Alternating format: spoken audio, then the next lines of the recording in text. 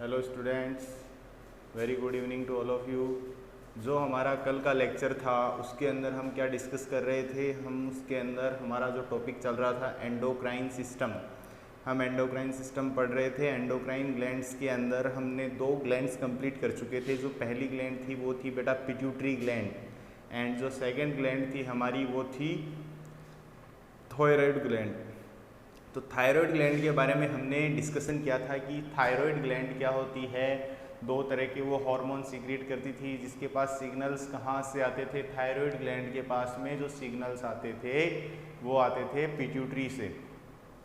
Pituitary thyroid stimulating hormone secrete करती थी और पिट्यूटरी को इंड्यूस करती थी थायरोक्सिन हार्मोन को सीक्रेट करने के लिए, उसको उत्तेजित, उसको स्टिमुलेशन यानी उद्दीपन देती थी कि आपको क्या सीक्रेट करना है, थायरोक्सिन और कैल्सिटोनिन। 2 हार्मोन सीक्रेट करती थी अपनी thyroid. Para follicular cells calcitonin और फोलिकुलर जो सेल्स थे उसके वो थायरोक्सिन हार्मोन का सीक्रेशन करती थी। हमने थायरोक्सिन हार्मोन का रोल भी देखा कि थायरोक्सिन हार्मोन किस में वर्क करता है। हमारी फिजिकल एक्टिविटीज़ हैं, जो हमारी फिजिकल स्ट्रेंथ है, स्केलेटल मसल्स, इनकी सबकी ग्रोथ में, मेंटल एंड सेक्सुअल, इन सब की ग्रोथ में अपना रोल प्ले करती है।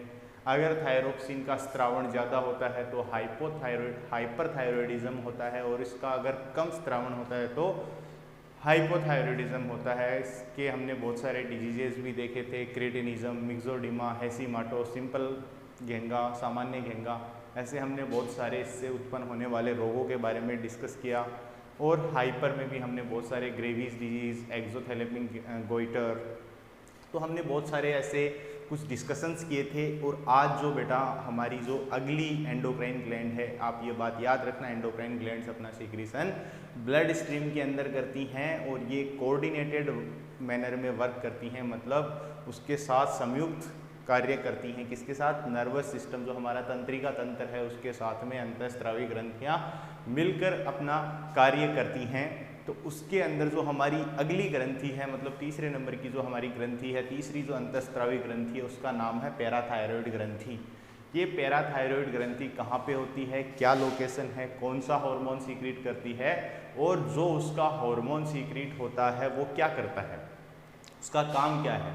अगर उसका कम स्त्रावण हो तो क्या हो, अगर उसका ज़्यादा स्त्रावण हो तो क्या हो। तो हम इसके अंदर सबसे ज़्यादा यही चीज़ें हम देखते हैं। पैराथायरॉयड जो आपकी ग्लैंड है वह पैराथायरोक्सिन हार्मोन सीक्रेट करती है, जिसको पैराथॉर्मोन भी बोलते हैं, पीटीएच का सिंथेसिस करती है। और ये जो हार्मोन है ये ब्लड के अंदर कैल्शियम को एब्जॉर्ब करता है, मतलब कैल्शियम के लेवल को बढ़ाता है। तो किस तरीके से जो आपका पैराथॉर्मोन है या पैराथायरॉयड ग्लैंड है वो हार्मोन सीक्रेट करती है, और वो हार्मोन कैसे सीक्रेट करती है, क्या क्या उसके लिए आवश्यक चीज़ें हैं, ये सब हम देखेंगे। इसकी बेटा लोकेशन की बात करता हूँ मैं। अगर मैं पैराथायरॉयड ग्लैंड की लोकेशन की बात करता हूँ तो ये यहाँ पे मैं ऐसी कोई स्ट्रक्चर बनाने जा रहा हूँ। यहाँ पे मैं कुछ स्ट्रक्चर ड्रॉ करूँगा कि जैसे ये कोई सपोज स्ट्रक्चर है। ये कौन है? आपकी थायराइड ग्रंथि है। ये आपकी थायराइड ग्रंथि है। थायराइड ग्रंथि के जो डोर्सल पश्च भाग होता है उसके अंदर कुछ ऐसी ये कुछ इस तरीके से फॉलिकुलर सेल्स होती हैं। ये आपकी कौन सी ग्रंथि मैं बनाने जा रहा हूँ? थायराइड ग्रंथि यहाँ पे मैं ड्रॉ कर रहा हूँ। ये आपकी थायराइड ग्रंथि की संरचना है। ऐसी हमारी थायराइड ग्लैंड होती है, और ये थायराइड ग्लैंड क्या स्त्रावित करती है, अभी हम इस चीज़ के बारे में अच्छे से डिटेल में डिस्कशन करते हैं। ओके, थायराइड ग्लैंड के बारे में हम डिस्कस करने जा रहे हैं। थायराइड ग्लैंड के बारे में डिस्कस करने से हम देखते हैं कि कहाँ इसकी लोकेशन होती है। ये इसके फॉलिकुलर सेल्स हैं, ये आपकी थायराइड ग्लैंड है। ओके, ये जो आपकी थायराइड ग्लैंड है, इस थायराइड ग्लैंड के अंदर पैराफोलिकुलर फॉलिकुलर सेल्स होती हैं कुछ इस तरीके की। अगर मैं यहाँ पे ये स्ट्रक्चर ड्रॉ करने जा रहा हूँ, इसके अंदर बच्चों यहाँ पे कुछ ऐसी सी स्ट्रक्चर्स होती हैं कुछ इस तरीके से। यहाँ पे जैसे मैंने ये ड्रॉ की, ये जो आपकी एक जो दाल का दाना होता है, ऐसी यहाँ इसके पीछे की साइड में कुछ स्ट्रक्चर्स प्रेजेंट होती हैं। इन स्ट्रक्चर्स को बेटा हम बोलते हैं क्या? इन स्ट्रक्चर्स को हम बोलते हैं पैराथायरॉयड ग्लैंड। Parathyroid gland. इनको हम क्या बोलते हैं? पैराथायरॉयड ग्रंथि बोलते हैं। ये जो आपकी पैराथायरॉयड ग्रंथि है ये क्या स्त्रावण करती है? ये स्त्रावण करती है आपके पैराथायरोक्सिन हार्मोन का। तो अब हम इसके बारे में देखते हैं। यह ग्रंथि थायराइड ग्रंथि के पृष्ठ सतह पर, कौन सी सतह पर होती है? पृष्ठ सतह पे होती है, धसी रहती है। ये दोनों जोड़ी होती हैं, ये दो जोड़ी होती है। यह थायराइड ग्रंथि के प्रत्येक पिंड में आंशिक रूप से या पूर्णतया घसी हुई रहती है। यानी इसका कहने का मतलब है बच्चों कि ये जो आपकी ग्लैंड है, जो आपकी थायराइड ग्रंथि है, उसके अंदर पूरी तरह धसी हुई रहती है, पूरी तरह अंदर की ओर धसी हुई रहती है। इसकी खोज रेनॉल्ड ने की तथा इसका विस्तृत वर्णन सेंड्रोम नाम के जो साइंटिस्ट थे इन्होंने किया। ठीक है, तो अब हम इसमें कुछ आगे डिस्कशन करते हैं कि ये जो ग्रंथि है बच्चों, इस ग्रंथि का जो कुल भार है, इस ग्रंथि का जो कुल भार है वो कितना है? 140 मिलीग्राम है तथा परिणाम स्वरूप 6 × 3 × 2 मिलीमीटर तक होती है। इसकी साइज बहुत ज़्यादा छोटी होती है।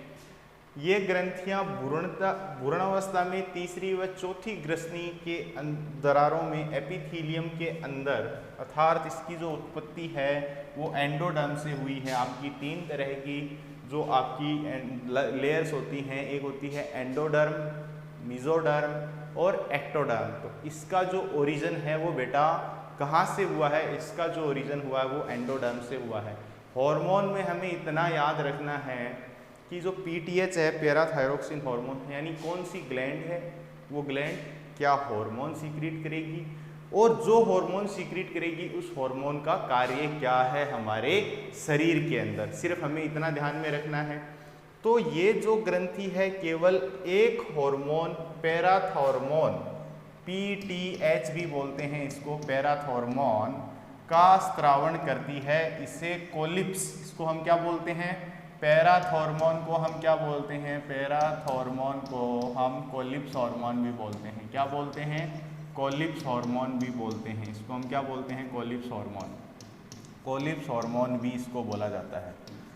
कोलिप्स यानी पीटीएच, कोलिप्स हार्मोन या पीटीएच भी कहते हैं। इसे शुद्ध रूप में कोलिप ने तैयार किया तथा इसके क्रेग व रेशमसेन ने इसके रेवे तैयार किए हैं। ठीक है, इसको हम कोलिप हार्मोन भी कहते हैं। ठीक है, यह हार्मोन प्रोटीन, इसका हमने केमिकल नेचर देखे थे, यानी रासायनिक प्रवृत्ति देखी थी।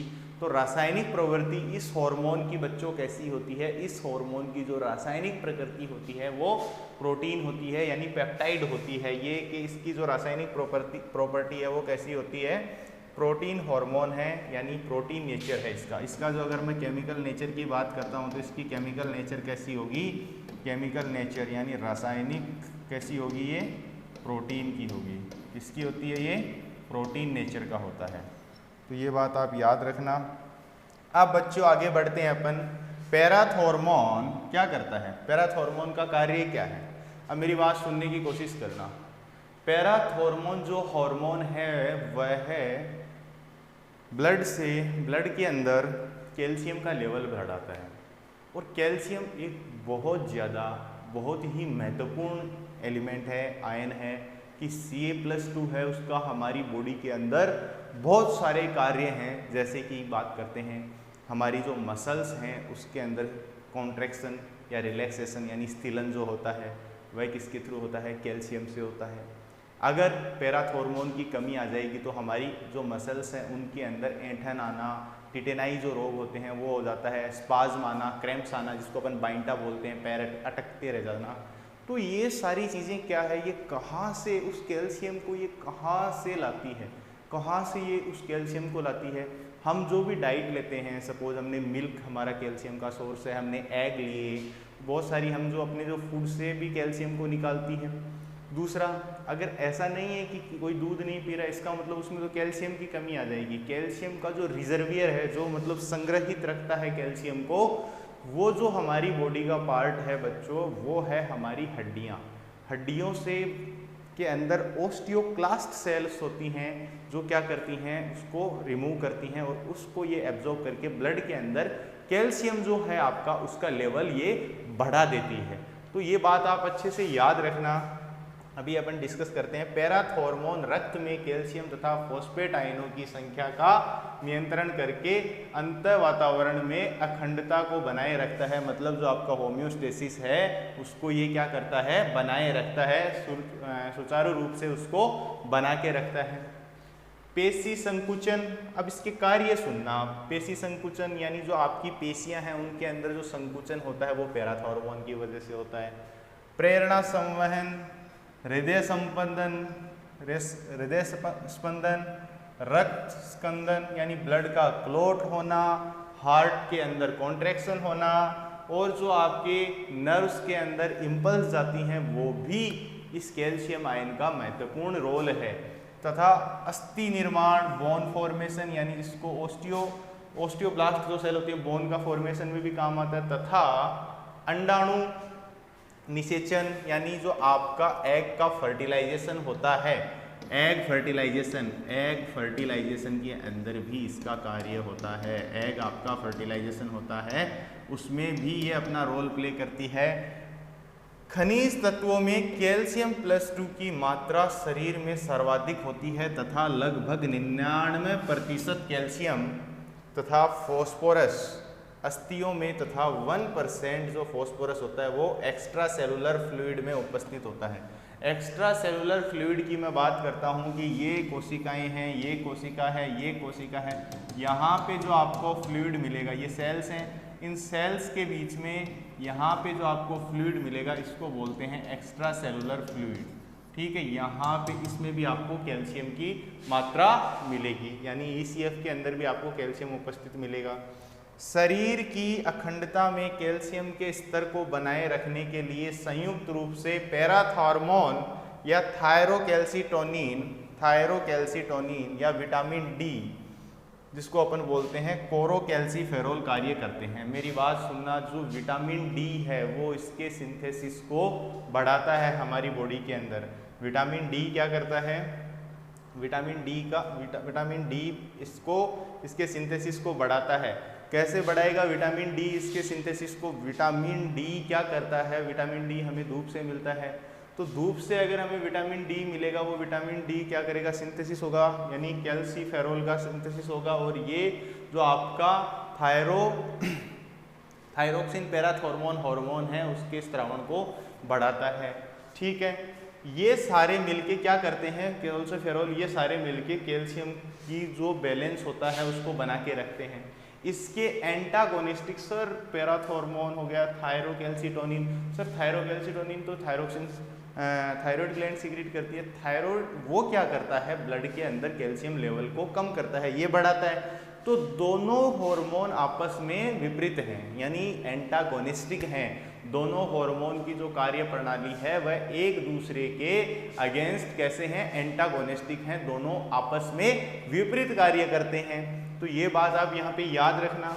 एब्जॉर्प्शन को बढ़ाता है अर्थात मूत्र द्वारा कैल्शियम की हानि को रोकता है। जो आपके यूरिन में कैल्शियम, एक्सेस कैल्शियम निकलता है तो उसका जो लॉस होता है उसको भी ये रोकता है, PO4 के आयनों के उत्सर्जन को बढ़ाता है। ठीक है, यह रक्त में कैल्शियम की संख्या को बढ़ावा तथा PO4 के आयनों की संख्या को घटाता है। जो फॉस्फेट PO4 आयन्स हैं उनकी संख्या को ये क्या करता है, कम करता है, कैल्शियम की संख्या को ब्लड में बढ़ाता है। और अपन ने हृदय जो भी है आपका हार्ट कॉन्ट्रैक्शन, रिलैक्सेशन, मसल्स के अंदर हमारी पेशियों में संकुचन की बात कर लें, हृदय स्पंदन की बात कर लें या फिर अपन नर्व इम्पल्स कंडक्शन की बात कर लें, तो वो सारे कार्य कराने में कैल्शियम का रोल है।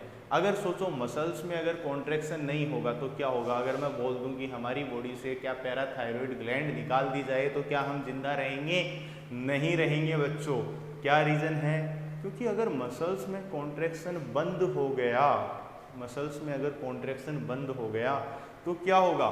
अरे भाई, मसल्स में अगर कॉन्ट्रैक्शन बंद हो गया तो आपके डायफ्राम की जो मसल्स हैं, इंटरकोस्टल जो मसल्स हैं, हम ब्रीथिंग करते हैं, ब्रीथिंग में ये मसल्स हैं, ये कॉन्ट्रैक्ट और रिलैक्सेशन से ही तो ब्रीथिंग करते हैं। मतलब अपन एक्सटर्नल एयर को इनसाइड में लेते हैं, तो किसकी वजह से हम एक्सटर्नल जो एयर है, बाहर जो एयर है, उसको अपन अंदर कैसे लेते हैं, ब्रीथिंग के थ्रू। अगर ब्रीथिंग स्टॉप हो गई तो क्या होगा, ब्रीथिंग स्टॉप कब होगी, अब मसल्स कॉन्ट्रैक्शन है, मसल्स कॉन्ट्रैक्शन यानी पेशियों में संकुचन कौन करवाता है, पेशियों में जो संकुचन करवाता है वो पैराथॉर्मोन है। अगर पैराथॉर्मोन का स्त्रावण बंद हो गया, पैराथॉर्मोन स्त्रावित कौन करता है, पैराथायरॉयड ग्लैंड। अगर पैराथायरॉयड ग्रंथि ही निकाल दी जाए, पैराथायरॉयड ग्लैंड थायरोक्सिन का यानी पैराथॉर्मोन का स्त्रावण ही नहीं करेगी, तो यहाँ पे संकुचन नहीं होगा, और संकुचन नहीं होने से इंसान की सडन डेथ यानी जो भी इंसान या जानवर उसकी सडन मृत्यु हो जाएगी। तो मेरी बात को ध्यान से समझें, ठीक है। तो इसके अंदर अगर अपन बात करते हैं, यह रक्त में कैल्शियम की संख्या को बढ़ाता है तथा PO4 आयनों की संख्या को घटाता है। यह इस कैल्शियम की अस्थि कोशिकाएं ओस्टियोब्लास्ट विटामिन डी के प्रभाव से अस्थि निर्माण में भाग ले लेती है। पैराथॉर्मोन हार्मोन ओस्टियोक्लास्ट कोशिकाओं में या अस्थि भक्षण कोशिकाओं को अस्थि भक्षण के लिए प्रेरित करता है। यह अस्थियों से अनावश्यक भाग को गलाकर असीमित अस्थियों से सम्मित अस्थियों से परिवर्तित करते हैं।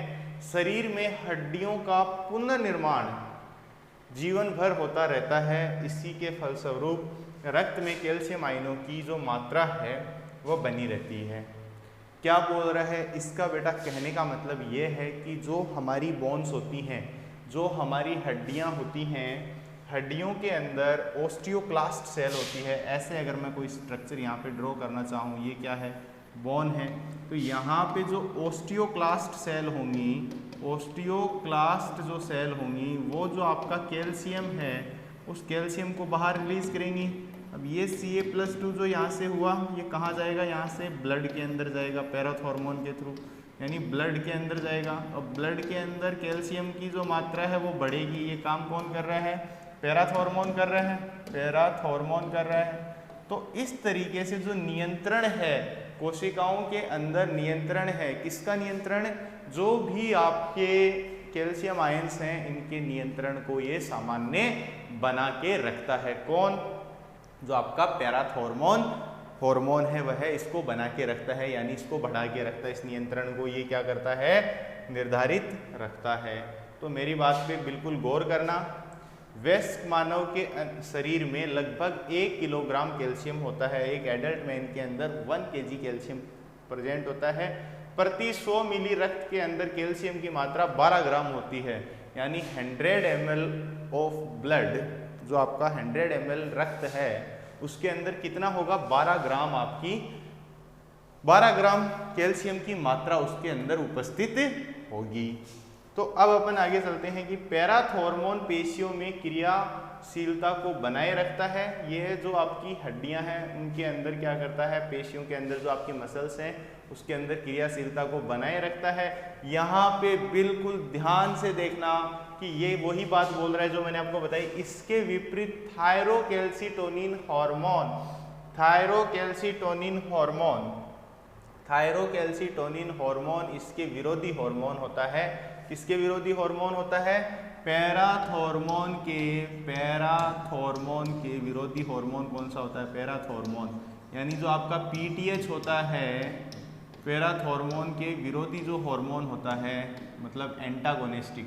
ये क्या करता है पैराथॉर्मोन, पैराथॉर्मोन के विपरीत एंटागोनिस्टिक हार्मोन कौन सा होगा, तो इसके जो विपरीत है थायरोकैल्सिटोनिन, थायरोकैल्सिटोनिन, थायरोकैल्सिटोनिन, थायरोकैल्सिटोनिन जो आपका हार्मोन है ये इसके विपरीत कार्य करता है, ये इसके विपरीत कार्य करता है। दोनों एक दूसरे के लिए क्या है, एंटागोनिस्टिक हैं, एंटागोनिस्टिक हैं। कैसे हैं एंटागोनिस्टिक, एक है जो ब्लड के अंदर कैल्शियम+2 के आयंस को बढ़ाता है और जो दूसरा है वो क्या करता है, कैल्शियम+2 के आयंस को कम करता है। मतलब ये ब्लड के अंदर इसका जो अमाउंट है किसका, कैल्शियम का, उसको बढ़ा रहा है और ये इसको कम कर रहा है।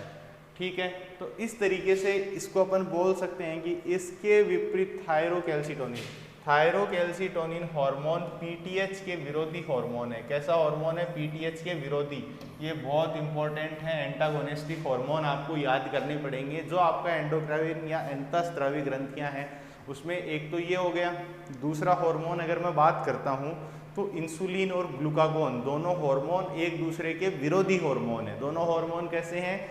एक दूसरे के विरोधी हार्मोन है, यानी एक दूसरे के विपरीत कार्य करते हैं। इसलिए जो हार्मोन एक दूसरे के, मतलब जैसे इंसुलिन है वो ग्लूकोज के लेवल को कम करता है, तो ग्लूकागोन ब्लड के अंदर इंसुलिन के ग्लूकोज के लेवल को बढ़ाता है।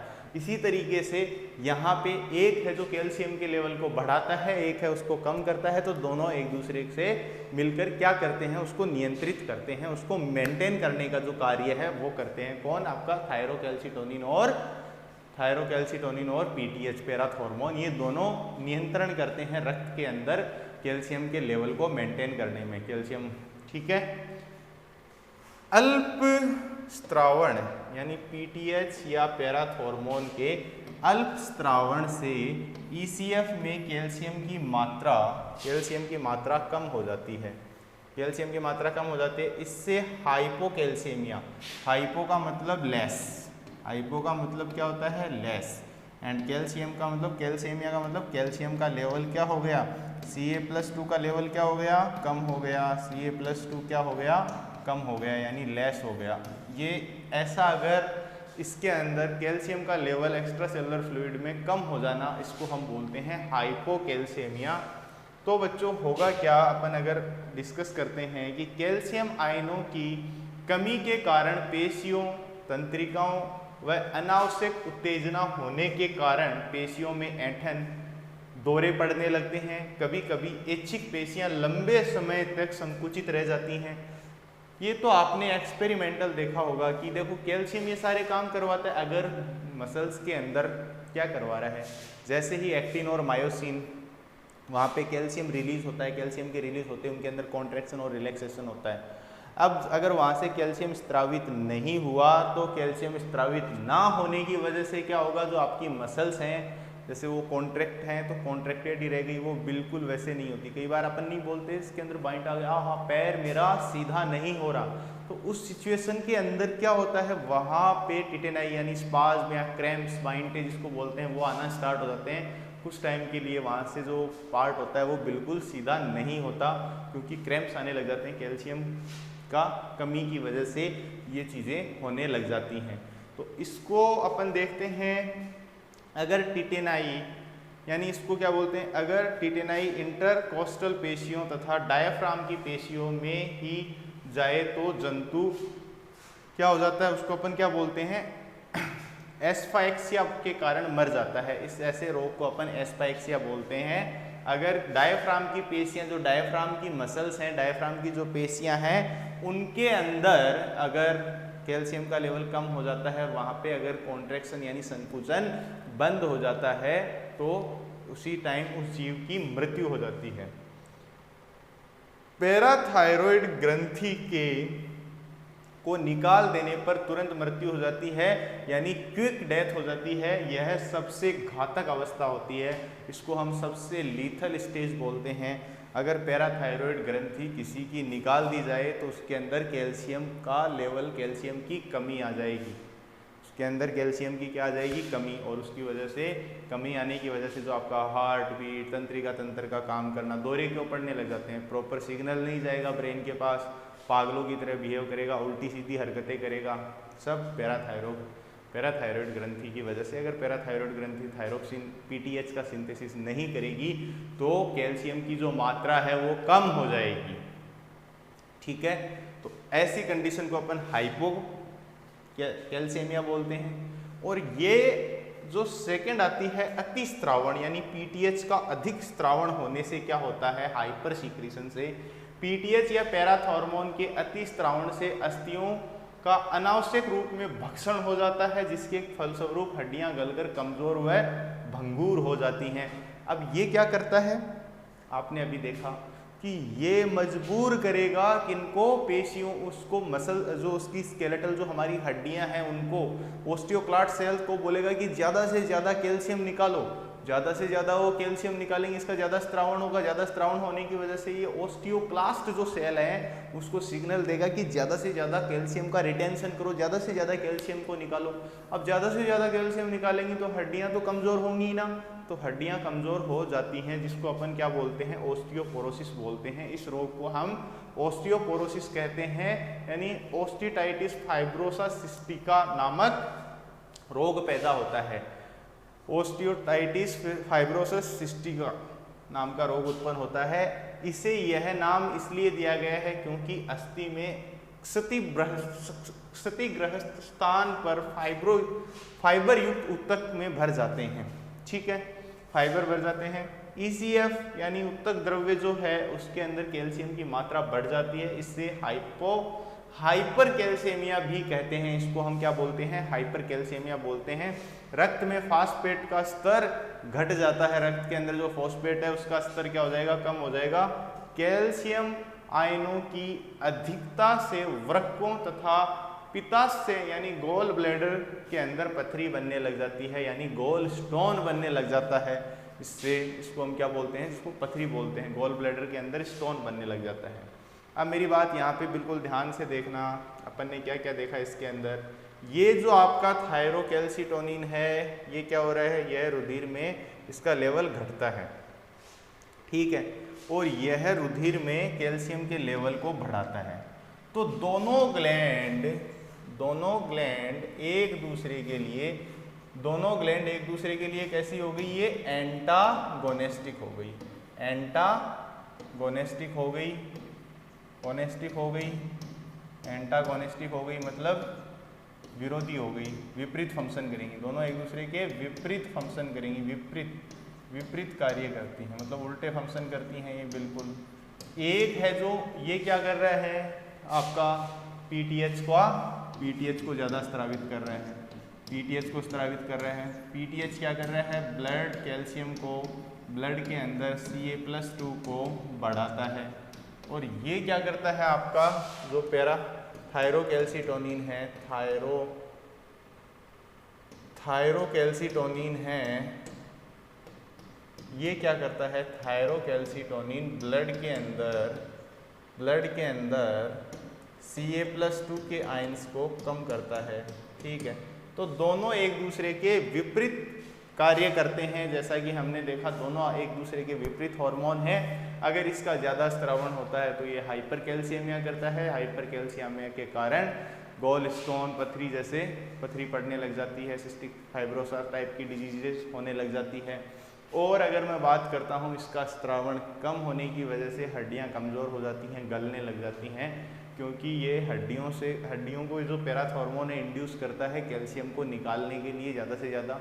और इसके संश्लेषण के लिए कौन सा विटामिन ज़रूरी होता है, विटामिन डी, कैल्सीफेरोल जिसको हम बोलते हैं, वो इसका प्रोडक्शन बढ़ाने में इसकी हेल्प करता है। सो पैराथायरोक्सिन के बहुत सारे रोल हैं। अगर पैराथॉर्मोन अगर अपना सिंथेसिस या रिलीज नहीं होता बच्चों, तो आपका मसल्स कॉन्ट्रैक्शन नहीं होगा, हार्ट बीट में प्रॉब्लम आएंगी, तंत्रिका तंत्र में दिक्कतें आएंगी कि सिग्नल ट्रांसडक्शन नहीं होगा, इससे बहुत सारे अलग अलग तरह के दौरे पड़ना, ऐसे रोग उत्पन्न होते हैं। तो ये जो हमारी तीसरी अंतःस्रावी ग्रंथि यहीं पे समाप्त होती है। अगली जो हमारी ग्रंथि होगी बच्चों, वो होगी एड्रिनल ग्लैंड। जो हम आगे का जो हमारा चैप्टर है उसके अंदर हम एड्रिनल ग्लैंड पढ़ेंगे। 3 ग्रंथियाँ हमने पढ़ चुके हैं, पिट्यूटरी, थायराइड एंड पैराथायराइड। 3 ग्रंथियाँ हमने पढ़ ली हैं। ये दोनों आपस में एंटागोनिस्टिक हैं, याद रखना। Thank you very much.